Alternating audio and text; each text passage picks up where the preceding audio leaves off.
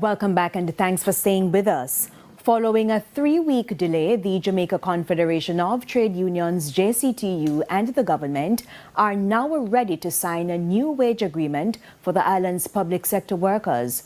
More in this report from Prince Moore. The wage deal, which was tentatively agreed to earlier this month, was put on hold after member unions of the JCTU raised concerns about the surge in inflation and its impact on the wage package. Members of the union expressed concern about the 7.5% increase in inflation, which is above the 4 to 6% projected by the government. They had urged the leadership of the JCTU to include an inflation clause, which would allow the union to return to the negotiating table if inflation continues to surge.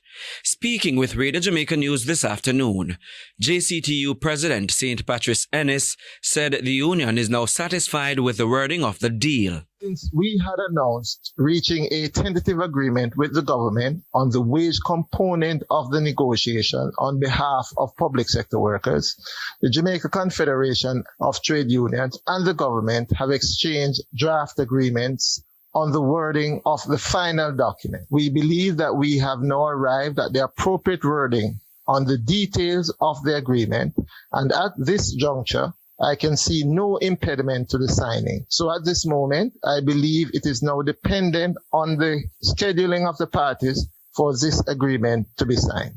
In the proposed amendments, the JCTU had requested that several provisions be incorporated into the final written agreement governing the wage settlement. The union said these provisions are intended to provide clarity, preserve equity among bargaining groups, protect workers nearing retirement, and establish a definite timeline for concluding the outstanding items. The JCTU had also requested what it calls an inflation reopener clause, which would allow the parties to renegotiate if the rate of inflation exceeds the wage adjustment agreed for any period covered by the agreement. The union has also requested parity or most favored treatment, stipulating that if the government subsequently grants another public sector bargaining group a more favorable wage adjustment, payment, or monetary benefit during the same contract period, that benefit should also be extended to JCTU represented workers.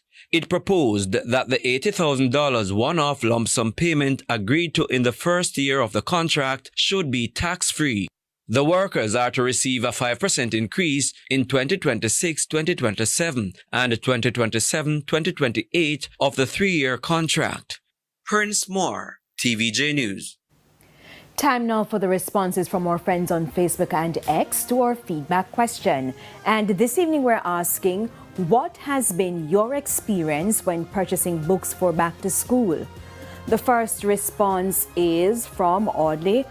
Purchasing books for back to school is often an expensive and stressful yearly challenge, but early planning and second-hand options helped me to manage the costs. Good for you, Audley. Jade says most of the books are not available. Jake Sarblack, I ordered my son's books from Kmart Books and they delivered it. They were not too expensive as well, so I had no problems, thank God. And the next response from someone, my experience purchasing books, uniforms, and other back-to-school supplies has generally been challenging because of the high cost of school items. I usually plan ahead, compare prices, and prioritize the most important items first. I also look for affordable options and promotions where possible to stay within my budget. Do we have another or that's it? Well, that's it. Keep sending those comments. Facebook.com/Television Jamaica and post on X at TVJ News Center. The business day and news from overseas are after the break, so please stay with us.